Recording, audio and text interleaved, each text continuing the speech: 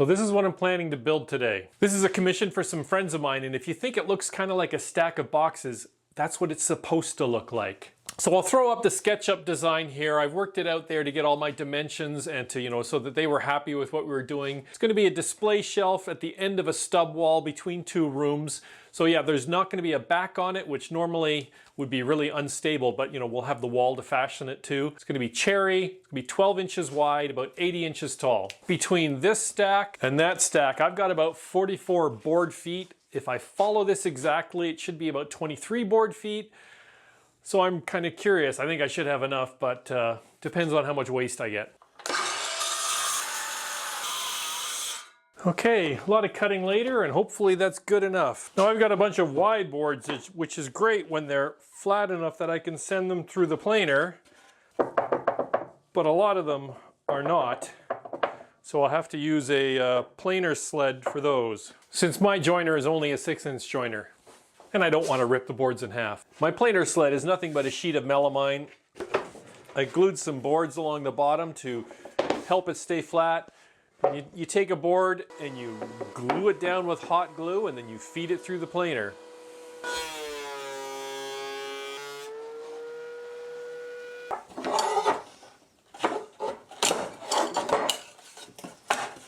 This is my first time using a planer sled, and it works. It seems to do the job.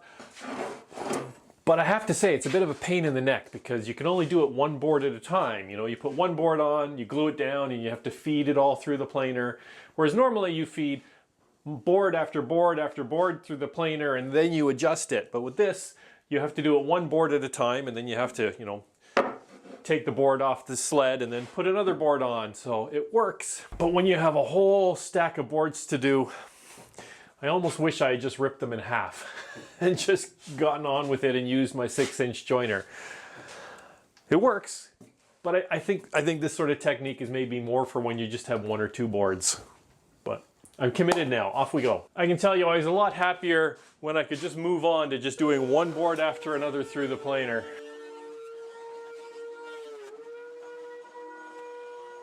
So I stopped planing when the boards were about 1 inch thick and mostly flat on both sides, and because my dust collector bag was full. I was thinking about the project. This is a 2D layout of the shelf, and then I laid out all the boards. This is, I can't think of the last time I've had a project where every single piece is exactly the same width, which is 12 inches. And 12-inch boards will still fit through my planer. So I decided this was a good time to stop, and I was going to take these 1-inch boards and I'm going to glue them up into the 12-inch pieces that I need, and then I can run them through the planer some more to take them down to the finished 3/4 inches thickness. So I'm sorting for width, and of course for damage like that I have to work around, but also things like this is sapwood, and I'm rather not have sapwood prominent, so I'm marking the sapwood that I will need to cut that out. And then it's lots of clamping. A lot of clamping. This is just round 1. If you go back to that SketchUp drawing I made, these 6 panels represent all the horizontal shelves in the display case, cabinet shelf thing, and now I need to clamp up the pieces that I need for all the vertical bits, which are all going to vary in height, but they're still going to be 12 inches wide. 5 more panels, that's round 2. Still got a couple left. And just a couple more gives us round 3. So this is a large project. There are like 19 pieces in here, which I have all laid out. And when you're doing this, you'll see the tape marks that I put on there because I was going through my list here and making sure that I was gluing up enough boards. So I had everything plus just a little bit extra. I'm usually really stingy with my wood, but inevitably something's going to go wrong. So you want to have just a little bit of extra. For one thing, that gives you something to practice your finishing on, but more likely when you make the mistake, it's good to have a few boards to fall back on. And with all my blanks glued up, I'm now going to take them over to the table saw, and I will rip things down to 12 inches wide, and then it's back to the planer to take it down to finished thickness. One nice thing about doing the planing in 2 sections is if you didn't quite get a perfect glue up, that's okay, because we still have room to take this down in the planer.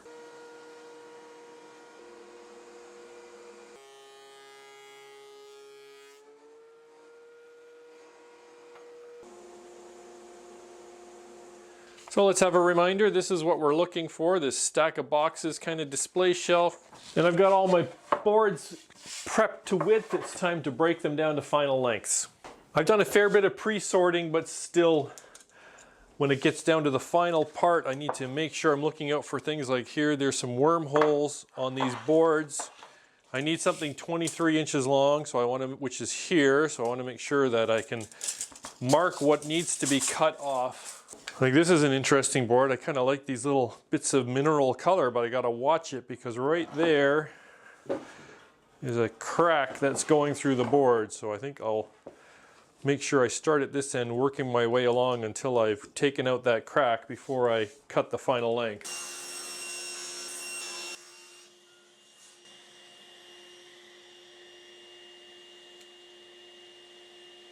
Setting a stop block at 23 inches because that's what I want for the horizontal shelves.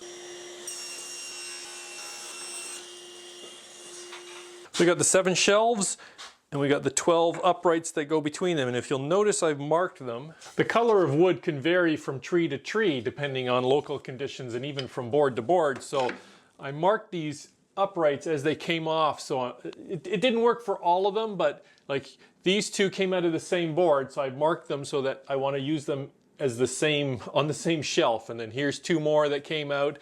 It didn't work for all of them, but it worked for, you know, more than half. And I'm hoping that that will add to the uniformity of the color and look in the final piece.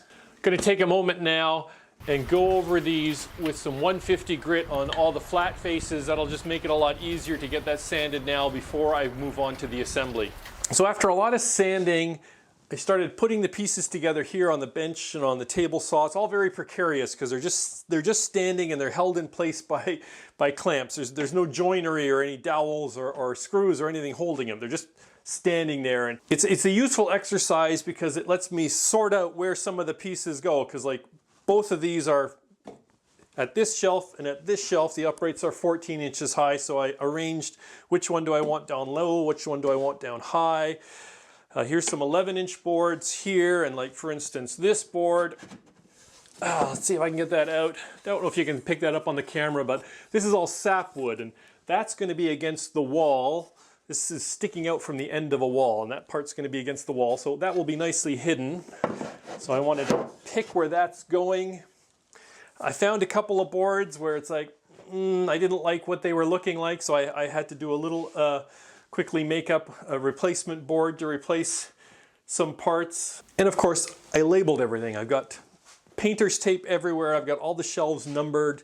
I've got them marked, whether they're the front or the back shelf, and I've marked their orientation because all of that will affect, has to be kept in mind so I can put it back together once I get all the joinery into it. I'm going to be using dowels to join this together. I'm going to first dowel the bottom section, and then I'll probably bring the camera back in and show you what I've been doing once I figure it out. Okay, it's a little while later. I got the first section put together and I worked out my order of operations. So in woodworking, there's usually more than one way to do it. I think the simplest way to build a shelf like this would be to clamp it in position like this, mark, drill holes, put some screws in it, and fill those screw holes with plugs.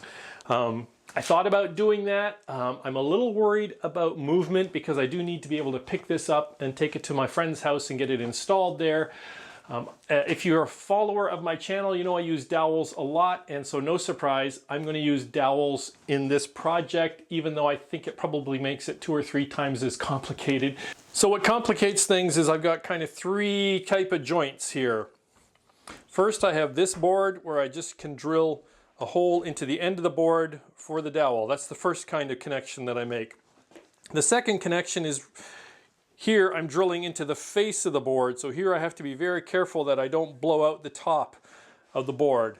And the third one is over here, where again I'm drilling into the face of it, but I'm not drilling at the end, so I have to find a way to clamp things right there in the middle. For drilling into the end of the board, I've got my Dowelmax Jig and I've got my drill set to a fairly deep setting.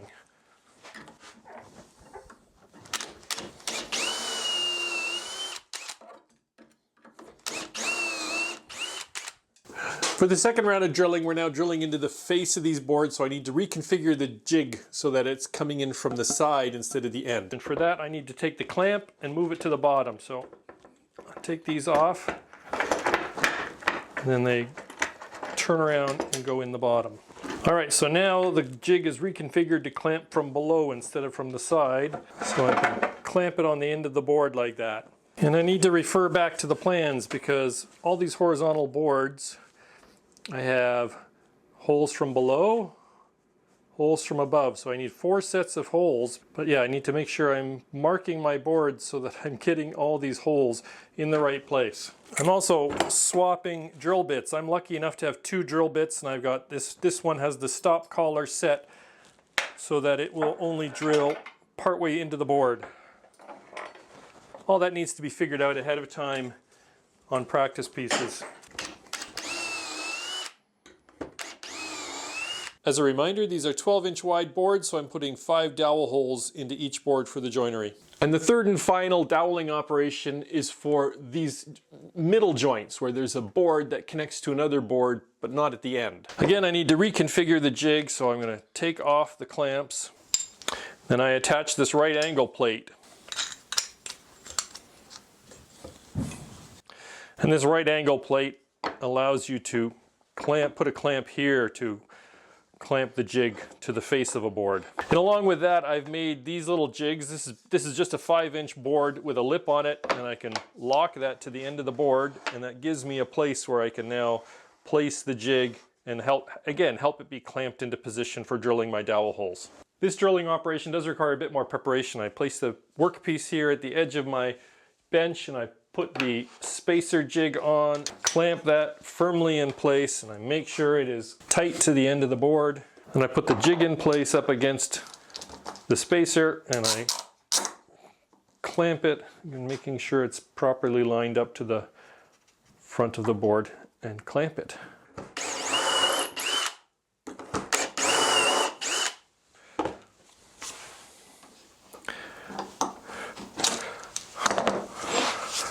The first 2 holes are drilled when it's nicely clamped in place. As I move it along, it's almost impossible to clamp, and so here I'm counting on the registration pin to hold it in place, and then I'm just putting my hands here on the other side while I drill the next hole, and then move it on and proceed. There we go.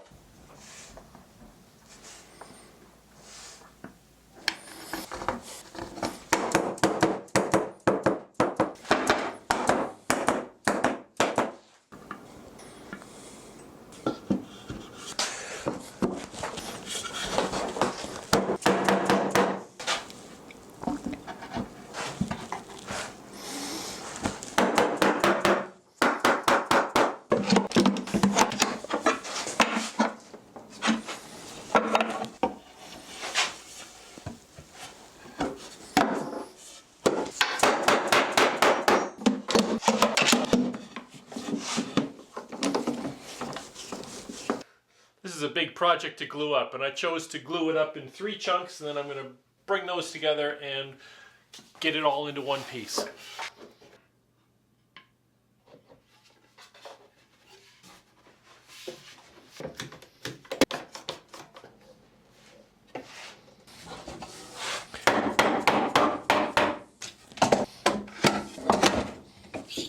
This is my go-to polyurethane that I use for a lot of projects like this. I think a polyurethane is a good choice because it's a display shelf. Sooner or later somebody's going to put a wet glass on it.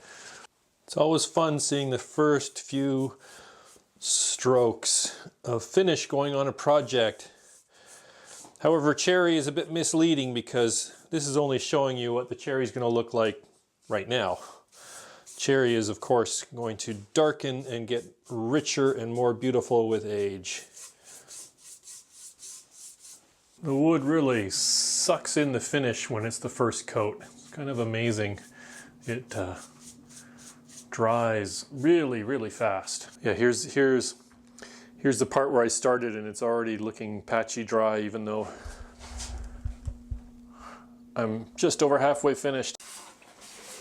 So after 2 coats of finish, I got a helping hand to stand it upright, and it's looking good, but as I looked closer, I found a number of drips, and oh well, that happens sometimes when you're brushing a big project, but better to find it now than after you've installed it. So I sanded it down with some 240, 230, and I'm going to put on a third coat now. I'm just going to focus on the horizontal surfaces and move on from there. I want at least 4 coats anyways because it's going to see some heavy use. I didn't show this, but I knocked together a little plywood box. This is going to be the base that it stands on. The owner's going to wrap it in baseboard, but I just spray painted it black just in case, because there's going to be a little gap, and that'll give a nice dark shadow line at the top, and that will go underneath it. I think that's visible once it's installed in the house. So anyways, on to some finishing.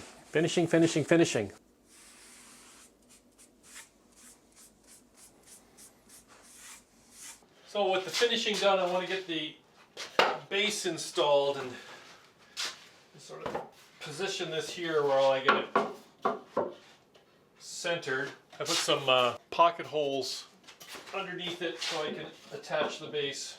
Built it so there'd be about 1.25 inches reveal on either side, so that's what it's centered at. Clamp it in place, make sure it doesn't shift. 1.25 inch pocket hole screws, and you just want it to stay in place. I mean, the weight's going to keep it there. You don't really need a super amount of screws.